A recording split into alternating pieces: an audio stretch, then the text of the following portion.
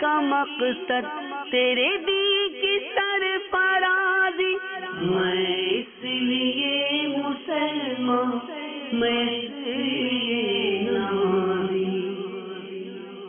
الحمدللہ رب العالمین والصلاة والسلام علی سید المرسلین، اما بعد فاعوذ باللہ من الشیطان الرجیم، بسم اللہ الرحمن الرحیم، الصلاة والسلام علیک یا رسول اللہ وعلی آلک واصحابک یا حبیب اللہ، الصلاة والسلام علیک یا نبی اللہ وعلی آلک واصحابک یا نور اللہ۔ میٹھے میٹھے اسلامی بھائیوں اور مدنی چینل کے ناظرین، حسب معمول سلسلہ با مقصد زندگی کا آغاز درود پاک کی فضیلت سے کرتے ہیں۔ حضور نبی کریم صلی اللہ تعالی علیہ وآلہ وسلم کا فرمان عالی شان ہے، جو مجھ پر 100 بار درود پاک پڑھے اللہ تعالیٰ اس کا حشر شہداء کے ساتھ فرمائے گا۔ صلو علی الحبیب صلی اللہ تعالی علی محمد وعلی آلہ وصحبہ وسلم۔ فرمان مصطفیٰ صلی اللہ تعالی علیہ وآلہ وسلم ہے، نیت المؤمنی خیر من عملہ۔ مدنی چینل کے ناظرین، آئیے کچھ اچھی نیتیں بڑھا لیتے ہیں انشاءاللہ عز و جل۔ حصول ثواب کے لیے، اللہ کی رضا کے لیے نیت کیجئے کہ پوری توجہ کے ساتھ شروع سے آخر تک سلسلے میں شرکت کروں گا انشاءاللہ عز و جل۔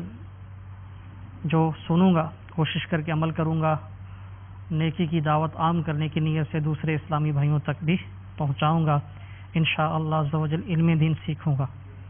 میٹھے میٹھے اسلامی بھائیوں اور مدنی چینل کے ناظرین، ہم میں سے ہر ایک اس دنیا میں اپنے حصے کی زندگی گزار کر، جتنا اللہ تبارک و تعالیٰ نے مقدر کیا ہے، آخرت کے سفر پر روانہ ہوگا۔ اس دنیاوی سفر میں، دنیاوی زندگی کے سفر میں ہمیں آخرت کی تیاری کرنی ہے، اور سفر آخرت میں ہمیں دنیا میں کیسے زندگی گزاری اس کا حساب دینا ہے۔ دنیا میں ہم میں سے ہر ایک، اس کے لیے ضروری ہے کہ وہ نیکیوں پر عمل پیرا رہے، اچھے اعمال کرے، اور اللہ تعالیٰ کی نافرمانی سے، گناہوں سے بچتا رہے۔ جس طرح اللہ تبارک و تعالیٰ کی فرما برداری یعنی نیکی، یہ نیکیاں ظاہری بھی ہیں، باطنی بھی ہیں۔ جیسے نماز پڑھتے ہیں، یہ ظاہری نیکی ہے، کسی کو کچھ دیتے ہیں، مدد کرتے ہیں، تو یہ ظاہری نیکیاں ہیں۔ باطنی نیکیاں بھی ہیں، جیسے عاجزی، اخلاص، تقوی، ایسی نیکیاں جن کا تعلق دل سے ہے۔ تو جس طرح ظاہری نیکیاں ہیں، کچھ باطنی نیکیاں ہیں، ایسے ہی نافرمانیوں میں، گناہوں میں، بہت سے گناہ تو ایسے ہیں کہ جو ظاہری ہیں، جیسے کسی پر ظلم کرنا، قتل و غارت گری، تو یہ وہ گناہ ہیں جن کی پہچان آسان ہے، اور ان کی پہچان آسان ہونے کی وجہ سے جو گناہوں سے بچنے کا ذہن رکھتے ہیں، عموماً وہ ان گناہوں سے بچنے کی کوشش کرتے ہیں، ظاہری گناہوں سے۔ خیر، اس پرفتن دور میں اول تو گناہوں سے بچنے کا ذہن ہی بہت کم ہے، پھر جو بچنے کا ذہن رکھتے ہیں وہ ان ظاہری گناہوں سے بچنے کی کوشش تو کرتے ہیں،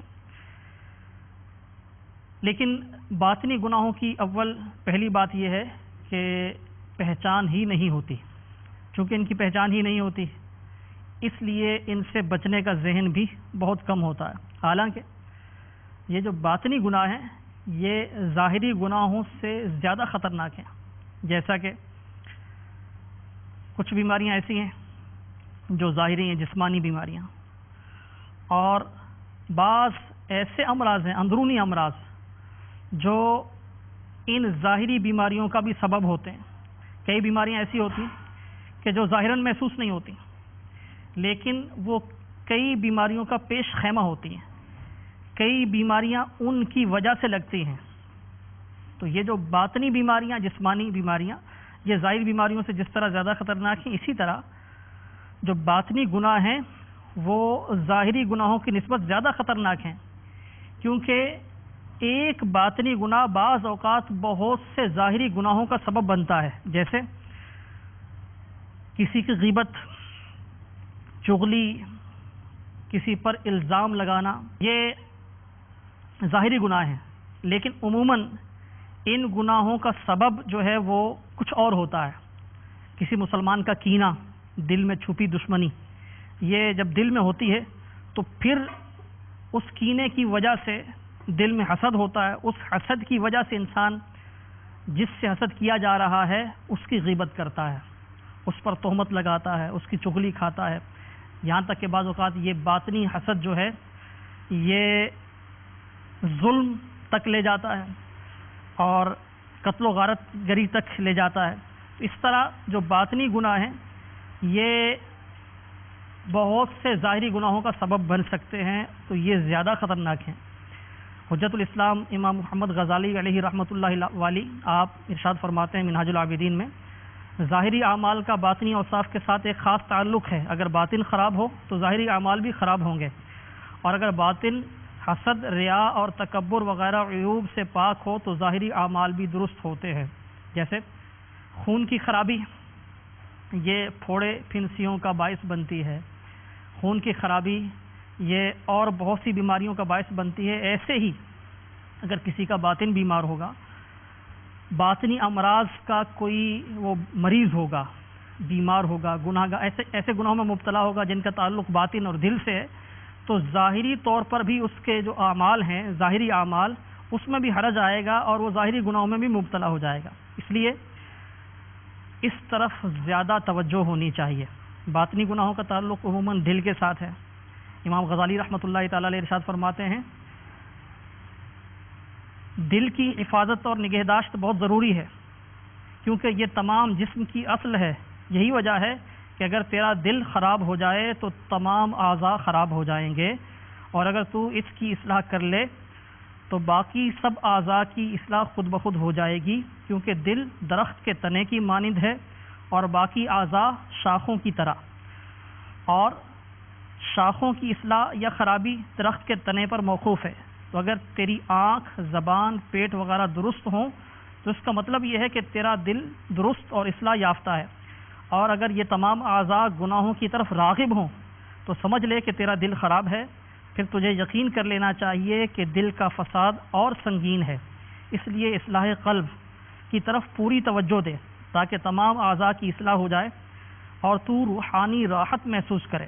پھر قلب کی اصلاح، یہ جو دل کی اصلاح ہے، یہ بہت مشکل ہے، دشوار ہے، کیونکہ اس کی خرابی خطرات اور وساوس پر مبنی ہے۔ ان کا پیدا ہونا بندے کے اختیار میں نہیں، اس لیے اس کی اصلاح میں پوری ہوشیاری، بیداری اور بہت زیادہ توجہ، بہت زیادہ جد و جہد کی ضرورت ہے۔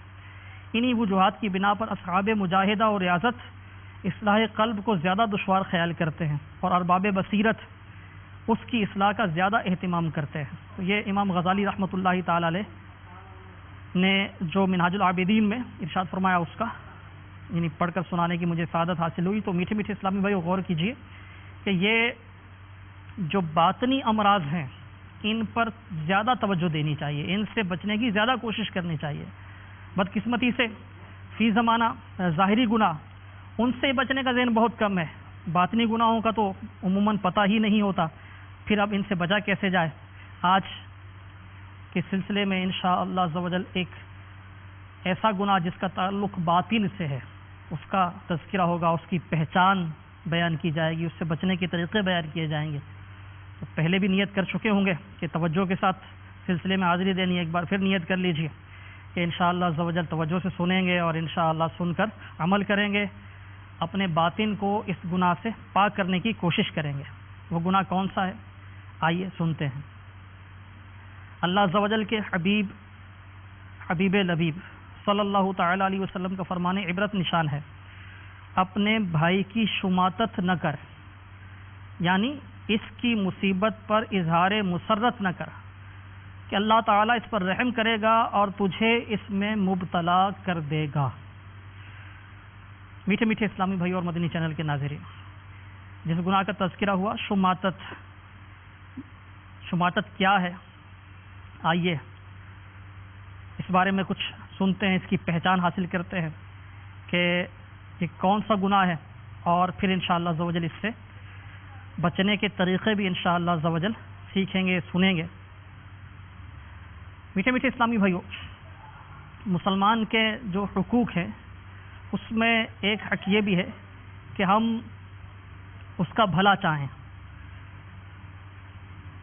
اس کے بارے میں برا نہ سوچیں. جب کسی مسلمان کو کوئی نقصان پہنچے تو اس کو جو وہ مصیبت پہنچی ہے، جو نقصان ہوا ہے، تو اس کے نقصان پر اگر دوسرا مسلمان خوش ہوگا تو اسے کہتے ہیں شماتت. اپنے کسی بھی نسبی یا مسلمان بھائی کے نقصان یا اس کو ملنے والی مصیبت بلا کو دیکھ کر خوش ہونے کو شماتت کہا جاتا. یہ حرام ہے، گناہ کبیرہ ہے. اللہ تبارک و تعالیٰ قرآن پاک میں ارشاد فرماتا ہے، سورہ آل عمران کی آیت نمبر 120. اس کا ترجمہ سنیے کنز الایمان شریف سے.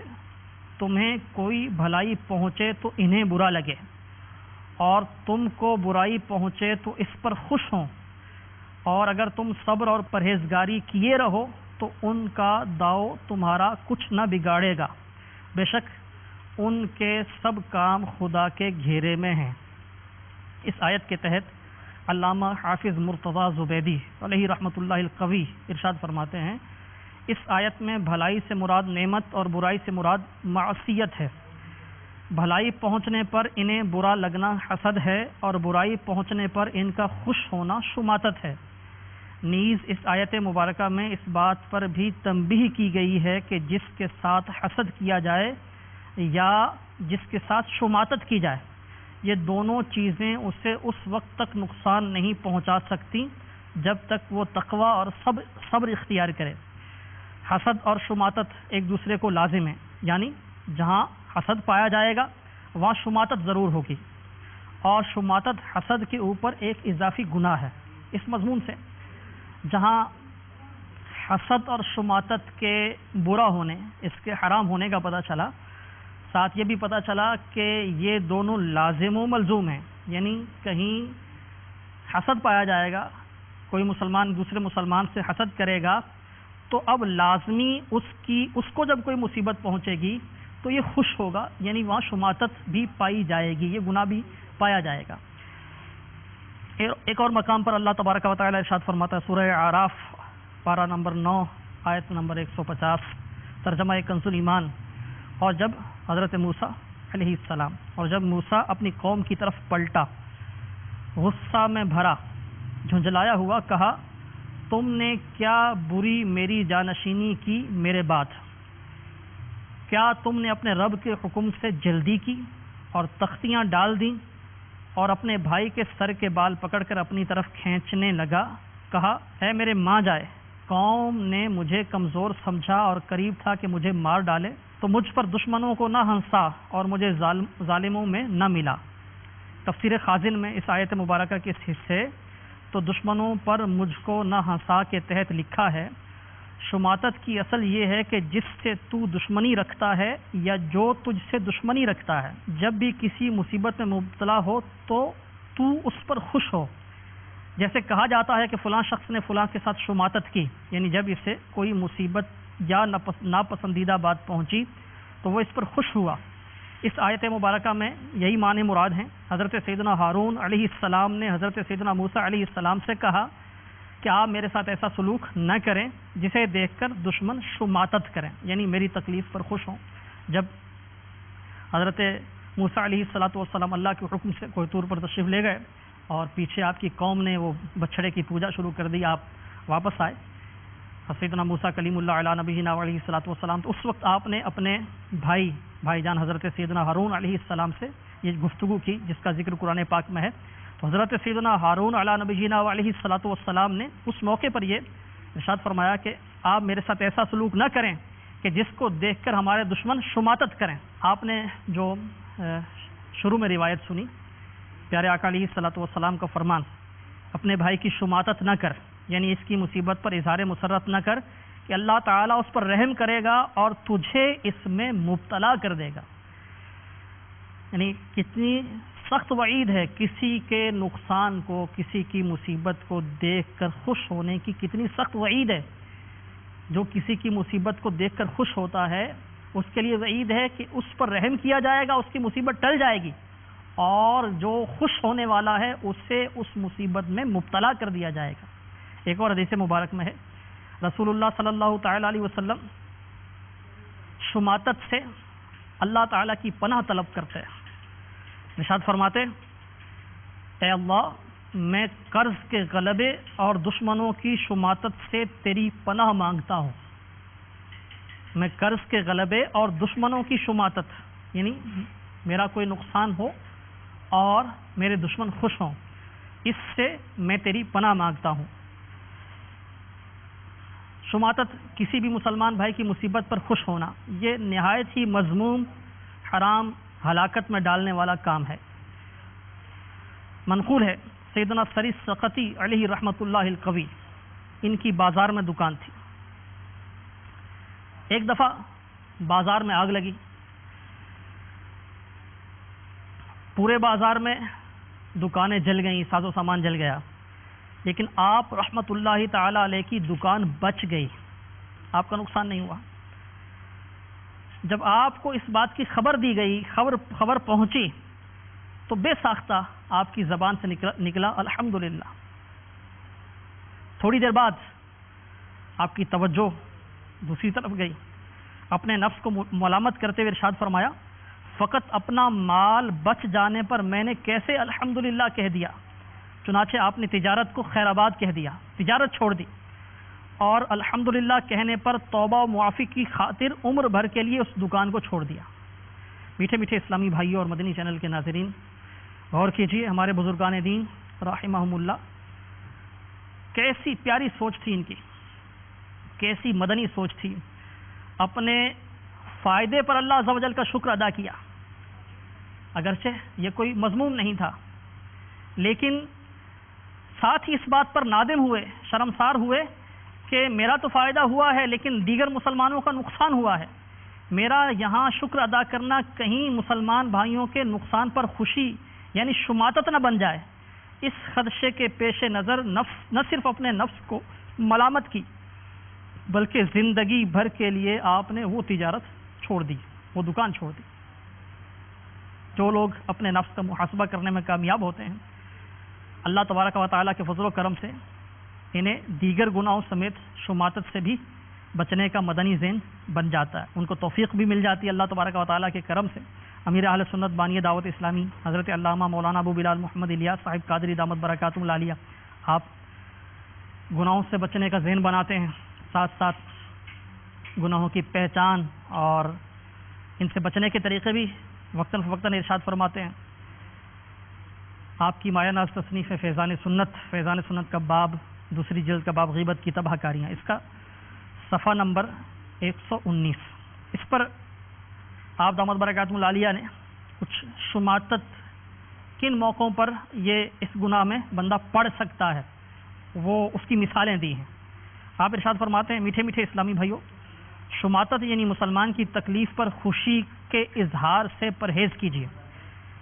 اگر کسی مسلمان کو کوئی نقصان پہنچا اور خود بخود دل میں خوشی پیدا ہوئی تو اب گناہ گار نہیں ہے، قصور نہیں ہے اس پر، لیکن اس خوشی کو دل سے نکالنے کی پوری کوشش کیجیے۔ اگر اس خوشی کو ظاہر کیا تو اب شماتت کے مرتکب ہوں گے۔ آج کل شماتت کے نظارے عام ہیں۔ ایک طالب علم پڑھائی میں کمزور ہو جائے، امتحان میں ناکام ہو یا اس کے نمبر کم آئیں تو بعض اوقات دوسرا طالب علم خوش ہوتا ہے۔ اسی طرح کسی بڑے نعت خان کی آواز بیٹھ جائے تو چھوٹا نعت خان راضی ہوتا ہے۔ یوں ہی قاری صاحبان، مبلغین، مقررین، کاریگروں، دکانداروں، کارخانے داروں وغیرہ وغیرہ کے دل میں آج کل اکثر ایک دوسرے کے خلاف شماتت کا مذموم جذبہ داخل ہو جاتا ہے۔ اگر آپس میں ناراضی ہو جائے تو پھر شماتت کی آفت بآسانی فریقین کے دلوں میں داخل ہو جاتی ہے۔ اب یہ تو یعنی کسی کے نقصان پر خوش ہونا اور اس پر اظہار مسرت کرنا شماتت، یہاں تک یہ گفتگو تھی۔ اب ایک مزید آفت ہے جو اس سے بڑی ہے، وہ کیا؟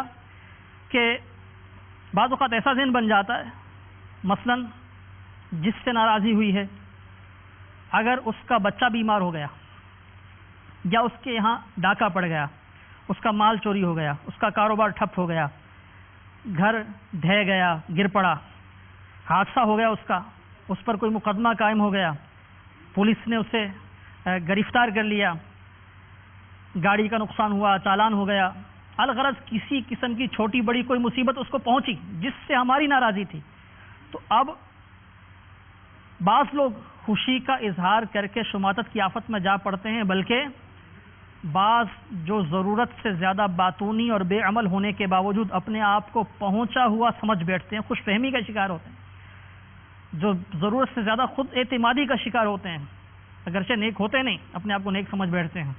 امیر اہل سنت دامت برکاتہ العالیہ ارشاد فرماتے ہیں وہ تو یہاں تک بول پڑتے ہیں دیکھا ہمیں ستایا تو اس کے ساتھ ایسا ہوا، گویا وہ چھپی باتوں اور سر بستہ یعنی خفیہ رازوں کے جاننے والے ہیں، اور عام بدولت یعنی ان کو اپنے مخالف پر آنے والی مصیبت کے اسباب معلوم ہو جاتے ہیں۔ ایسے لوگوں کو ڈر جانا چاہیے۔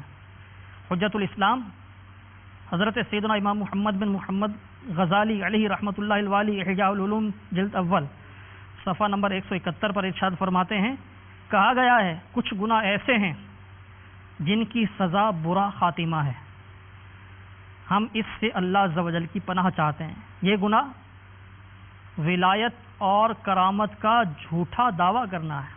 صلو علی الحبیب صلی اللہ تعالی علی محمد وعلی آلہ وصحبہ وسلم۔ میٹھے میٹھے اسلامی بھائی اور مدنی چینل کے ناظرین، کسی کے نقصان پر خوش ہونا، اظہار مسرت کرنا، یہ ہے شماتت، یہ گناہ کبیرہ ہے، حرام ہے۔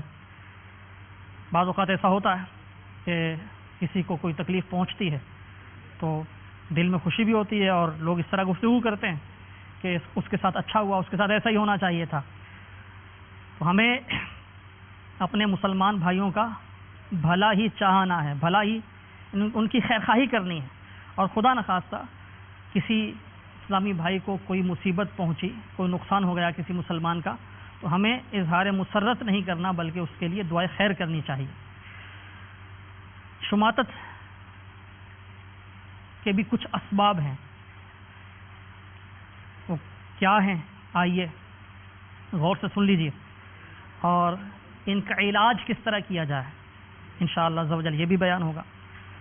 شماتت کا پہلا سبب، شماتت کے 6 اسباب اور ان کا علاج۔ شماتت کا پہلا سبب بدخواہی کی عادت ہے، کسی کا نقصان چاہنا، نقصان ہو جانے کی صورت میں اس پر خوشی کا اظہار کرنا، یہ عموماً کاروباری لوگوں میں زیادہ ہوتا ہے، اس کے مناظر عام ہوتے ہیں ان میں۔ اس کا علاج یہ ہے کہ بندہ اپنے اندر مسلمانوں کی خیر خواہی کا جذبہ پیدا کرے۔ مسلمان تو مسلمان کا بھلا چاہنے والا ہوتا ہے، خیر خواہی کرنے والا ہوتا ہے۔ خیر خواہی کا الٹ متضاد ہے بدخواہی۔ خیر خواہی بھلا چاہنا، بدخواہی برا، کسی کے بارے میں برا چاہنا، اس کو نقصان پہنچے، یہ طلب ہونا، یہ خیال ہونا۔ تو مسلمان کو چاہیے کہ وہ اپنے اندر، ہر اسلامی بھائی کو چاہیے، ہر اسلامی بہن کو چاہیے کہ وہ اپنے اندر مسلمانوں کی خیر خواہی کا جذبہ پیدا کرے۔ مدنی چینل کے ناظرین، یہ مدنی ذہن بنائیے کہ یہ میرا مسلمان بھائی ہے، آج اس کا نقصان ہوا ہے، مجھے اس کے نقصان پر خوشی ہے، کہیں ایسا نہ ہو کہ کل یہی معاملہ میرے ساتھ ہو جائے، اور اگر آپ کو نقصان پہنچے اور کوئی دوسرا خوش ہو تو آپ کو کیسا لگے گا؟ ظاہر ہے آپ کو دوہری تکلیف ہوگی، ایک تو اس مصیبت کا دکھ ہوگا وہ جس میں آپ مبتلا ہیں، وہ مصیبت ہوگی، اور دوسرا یہ کہ جب یہ پتہ چلے گا کہ فلاں فلاں جو ہیں وہ میرے اس مصیبت پہنچنے پر خوش ہو رہے ہیں، اظہار مسرت کر رہے ہیں، تو اب اس تکلیف کا احساس اور بڑھ جائے گا، یہ دوہری مصیبت ہو جائے گی۔ اگر آپ کے ساتھ ایسا ہو تو ہرگز آپ اسے پسند نہیں کریں گے، اسے نہیں چاہیں گے کہ آپ کے ساتھ ایسا ہو۔ تو ہر اسلامی بھائی کو، ہر اسلامی بہن کو چاہیے کہ وہ بدخواہی کو نکالے اور خیر خواہی یعنی مسلمانوں کا بھلا چاہے۔ اس طرح ذہن بنا، اس کا علاج یہ ہے خیر خواہی کا ذہن بنانے کا، بدخواہی سے چھٹکارا پانے کا، کہ بندہ یہ ذہن بنائے کہ اگر مجھے مصیبت پہنچے تو ظاہر ہے کہ میں یہ نہیں چاہوں گا کہ لوگ خوش ہوں۔ دوسرا سبب جو شماتت کا ہے وہ بغض و کینہ۔ کسی مسلمان بھائی کی جو دل میں چھپی دشمنی ہے اسے کینہ کہا جاتا ہے۔ کینہ پرور یعنی جس کے دل میں کسی مسلمان کے لیے دشمنی ہے، اسے اپنے مخالف یعنی جس کا کینہ اس کے دل میں ہے اس کو مصیبت میں دیکھ کر قلبی سکون پہنچتا ہے اور یہ اس کی خوشی کا باعث ہوتا ہے۔ اس کا علاج یہ ہے کہ بندہ اپنے سینے کو مسلمانوں کے کینے کی گندی غلاظت سے پاک و صاف کرے اور یہ مدنی ذہن بنائے کہ مسلمانوں کے لیے دل میں کینہ رکھنا دنیا و آخرت دونوں میں تباہی اور بربادی کا سبب بن سکتا ہے۔ یہ بھی ذہن بنائے کہ حقیقی مسلمان کبھی کسی مسلمان بھائی کا کینہ اپنے دل میں نہیں رکھتا، نیز اس سے متعلق معلومات بھی حاصل کرے۔ بہت سے ایسے ہوں گے مدنی چینل کے ناظرین جو شاید ان گناہوں کے نام بھی پہلی بار سن رہے ہوں گے۔ بغض و کینہ ہے کیا؟ مختصراً یہ تو آپ نے سن لیا کہ کسی مسلمان کے دل میں چھپی دشمنی کو کینہ کہتے ہیں۔ اب اس سے متعلق مزید معلومات حاصل کرنے کے لیے، اس کی مزید پہچان حاصل کرنے کے لیے اور اس بغض و کینے سے کیسے چھٹکارا پایا جائے، یہ بغض و کینہ کتنی بڑی آفت ہے، کتنی بڑی مصیبت ہے، مکتبۃ المدینہ دعوت اسلامی کا اشاعتی ادارہ ہے، اس کی تصنیف ہے بغض و کینہ۔ اس کا مطالعہ کیجئے انشاءاللہ عز و جل۔ جب پہچان حاصل ہوگی، ذہن بنے گا پیچھا چھڑانے کا، کیسے جان چھڑائی جائے یہ معلومات ہوں گی، تو انشاءاللہ عز و جل بغض و کینہ سے جب جان چھوٹے گی تو اللہ نے چاہا تو انشاءاللہ شماتت کے گناہ سے بھی جان چھوٹ جائے گی۔ تیسرا سبب ہے حسد۔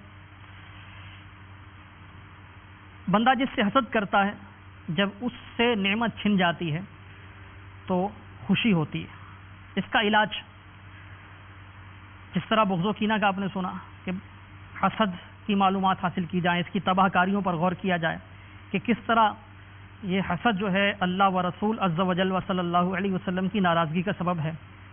حسد ایمان کی دولت چھن جانے کا بھی سبب ہے۔ ایک سبب یہ ہو سکتا ہے حسد سے نیکیاں ضائع ہو جاتی ہیں، حسد سے بندہ اور بہت سے گناہوں میں مبتلا ہو جاتا ہے، حسد کے سبب بندہ نیکیوں کے ثواب سے محروم رہتا ہے، حسد سے دعا قبول نہیں ہوتی، بندہ نصرت الہی عز و جل سے محروم ہو جاتا ہے، حاسد کو ذلیل کر دیا جاتا ہے، حاسد ذلت و رسوائی کا سامنا کرتا ہے۔ مکتبۃ المدینہ کی اس موضوع پر بھی بڑی پیاری تصنیف ہے حسد کے نام سے، یہ حاصل کیجیے، اس کا مطالعہ کیجیے، انشاءاللہ عز و جل حسد کی آفات پتہ چلیں گی، اس کی پہچان ہوگی، بچنے کے طریقے پتہ چلیں گے۔ چوتھا سبب شماتت کا۔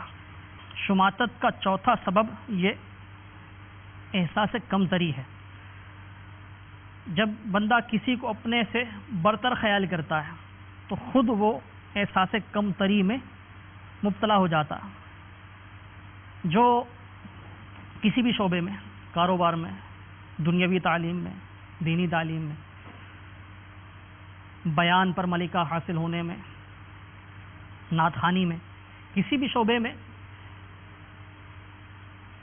ناکام ہوتا ہے تو عموماً وہ کامیاب کو دیکھ کر احساس کمتری کا شکار ہو جاتا ہے، یا ناکام تو نہیں ہوتا لیکن دوسرا اس سے زیادہ کامیاب ہوتا ہے، یہ اس کے مقابل کم کامیاب ہوتا ہے۔ مثال کے طور پہ کوئی اچھا بولنے والا ہے، کوئی اچھا مبلغ ہے، اچھا واعظ ہے، اچھا مقرر ہے، تو اب اس کو لوگ زیادہ سنتے ہیں، اس کی زیادہ تعریف کی جاتی ہے، اس کی اس طرح تعریف نہیں ہوتی، تو یہ اب احساس کمتری میں مبتلا ہوتا ہے۔ تو احساس کمتری میں مبتلا ہونے والا وہ جس کے حوالے سے احساس کمتری میں مبتلا ہوا ہے یہ شماتت کے گناہ میں جا پڑتا ہے۔ اگر اس کو کوئی تکلیف پہنچتی ہے جو اس سے برتر ہے تو اب یہ احساس کمتری والا خوشی محسوس کرتا ہے۔ تو اس کا علاج یہ ہے کہ یہ جو احساس کمتری ہے بندہ اس سے چھٹکارا حاصل کرے، اللہ عز و جل کی رحمت کاملہ پر نظر رکھے، ہر نیک اور جائز کام سے پہلے اچھی اچھی نیتیں کرے۔ اگر کسی بھی کام میں نیت اللہ کی رضا کی ہوگی اب انشاءاللہ عز و جل اس طرف دھیان نہیں جائے گا کہ لوگ کیا کہہ رہے ہیں، لوگ اچھا کہہ رہے ہیں، تعریف کر رہے ہیں، نہیں کر رہے. تو جب یہ ذہن بن جائے گا کہ مجھے جو بھی نیک کام کرنا ہے، عبادت کرنی ہے، درس و بیان کرنا ہے، نعت پڑھنی ہے، قرآن پاک کی تلاوت کرنی ہے، کوئی بھی نیک کام کرنا ہے، مدنی کام کرنا ہے، مدنی قافلوں میں سفر کرنا ہے، تو کوئی بھی نیک کام ہے اگر یہ ذہن بنے گا، اخلاص کا ذہن بنے گا کہ اللہ کی رضا کے لیے کرنا ہے، تو پھر اگر بالفرض اس کا کوئی رسپانس نہیں ملا جو ہم چاہتے تھے، اس کے مطابق ہمیں رزلٹ حاصل نہیں ہوا، ہماری تعریف نہیں کی گئی، ہمیں اچھا نہیں کہا گیا، تو انشاءاللہ عز و جل اگر اخلاص ہوگا تو پھر احساس کمتری پیدا نہیں ہوگا. اسی طرح دنیاوی معاملات میں بھی دیکھ لیجیے، اگر آپ کاروبار کرتے ہیں لیکن آپ کو اتنی کامیابی نہیں مل پا رہی، تو اگر یہ ذہن قناعت کا ذہن بنا لیا جائے گا کہ مجھے اتنا مل جائے کہ میری ضرورتیں پوری ہوتی رہیں، اسے قناعت کہتے ہیں. اللہ تبارک و تعالیٰ نے جتنا دیا ہے اس پر وہ صابر و شاکر رہنا، دل میں بھی اس طرح کے خیالات نہ ہوں، شکوے کے خیالات نہ آئیں، تو اسے قناعت کہا جاتا. اگر قانع ہوگا، کوئی قناعت والا ہوگا، تو وہ اس حوالے سے، ان کاروباری حوالے سے اگر کوئی اس سے زیادہ ترقی کرے گا تو اب یہ احساس کمتری میں مبتلا نہیں ہوگا، کیونکہ اس کا ذہن تو یہ بنا ہوگا کہ اللہ تبارک و تعالیٰ کا کرم ہے، میری ضرورتیں پوری ہو رہی ہیں، مجھے اس سے زیادہ نہیں چاہیے. لیکن اگر یہ ذہن نہیں ہوگا، حل من مزید، چھوٹا مکان ہے تو بڑے مکان کی خواہش ہوگی، ایک دکان ہے دوسری دکان کی پلاننگ ہوگی، ایک شہر میں بزنس ہے دوسرے شہر تک پہنچنے کا ہوگا، اگر یہ ذہن بنا ہوگا. اسی طرح ملازمت میں بڑی پوسٹ کے چکر میں ہوں گے، زیادہ تنخواہ کے چکر میں رہیں گے، تو اب یعنی وہ قناعت اگر نہیں ہوگی، حرص کا غلبہ ہو جائے گا، تو پھر احساس کمتری میں مبتلا ہوں گے. بندہ جو بھی کام کرے اپنی نیت پہ غور کر لے، اگر نیت میں اخلاص ہوگا تو اللہ نے چاہا تو انشاءاللہ عز و جل کامیابی بھی ملے گی اور احساس کمتری سے چھٹکارا بھی حاصل ہوگا. ساتھ ایک یہ بھی ہے کہ اگر کوئی کسی معاملے میں ناکام ہوتا ہے تو بجائے اس کے کہ وہ احساس کمتری میں مبتلا ہو، اسے چاہیے کہ وہ اپنی ناکامی کے اسباب پر غور کرے اور ان اسباب سے چھٹکارا حاصل کرے. اگر وہ ان اسباب سے چھٹکارا حاصل کرے گا تو اللہ نے چاہا تو اسے کامیابی ملے گی. ایک ہمارے معاشرے میں اور بھی جو بہت زیادہ معاملہ ہے ناکامی کے حوالے سے، کامیاب نہ ہونے کے حوالے سے، جلد بازی بہت ہوتی ہے. کوئی بھی کام کیا تو ہم چاہتے ہیں کہ فوراً رزلٹ ملے. کوئی کاروبار شروع کیا یا کوئی بھی اس طرح کا کام ہے تو ہم فوری رزلٹ چاہتے ہیں، جس وجہ سے وہ پھر احساس کمتری کا بھی شکار ہو جاتے ہیں، رزلٹ اس طرح نہیں ملتا. تو اپنے مزاج میں ٹھہراؤ، استقامت پیدا کی جائے. اور اگر بالفرض کوئی ایک ہم نے کام کیا تو نہیں کامیابی ملی، تو اس میں کچھ نہیں، ٹھہر کر استقامت کے ساتھ اس کو کچھ عرصے تک کیا جائے، بار بار کوشش کی جائے، تو اللہ تبارک و تعالیٰ کی طرف سے انشاءاللہ عز و جل مقدر ہوا تو کامیابی ملے گی. بار بار کی کوشش انسان کو منزل تک پہنچا دیتی ہے. ایک وہ بادشاہ کا واقعہ بھی بیان کیا جاتا ہے کہ شکست اسے ہوئی تو اس نے ایک غار میں پناہ لی. ہمت ہار بیٹھا تھا، لیکن وہاں اس نے ایک چیونٹی کو دیکھا کہ وہ کوئی کھانے کی چیز کو دانہ وغیرہ اٹھا کر غار کی دیوار کے ساتھ پتھر پہ اوپر چڑھنا چاہ رہی ہے، لیکن وہ کچھ اوپر جاتی ہے پھر گر جاتی ہے دانے سمیت نیچے، پھر نیچے اس دانے کو اٹھا کے چڑھنے کی کوشش کرتی ہے. تو اس طرح وہ کوشش کر رہی ہے بار بار، یہاں تک کہ کئی بار کوشش کرنے کے بعد بالآخر وہ چھوٹی سی چیونٹی اپنے سے کہیں بڑا دانہ اٹھا کر وہ اوپر چڑھ گئی. تو اب یہ جو ہمت ہار کے بیٹھا تھا، اس نے ذہن وہاں سے بنایا کہ مجھے پھر کوشش کرنی چاہیے. اس نے جا کر اپنی افواج کو دوبارہ سے منظم کیا، جمع کیا، پھر دشمن سے مقابلہ کیا، جس کو کامیابی ملی. تو اگر ہم اپنے مزاج میں ٹھہراؤ لائیں گے اور بے صبری والا انداز اختیار نہیں کریں گے، جلد بازی والا انداز اختیار نہیں کریں گے، تو اللہ نے چاہا تو انشاءاللہ عز و جل ہمیں بھی کامیابیاں ملیں گی.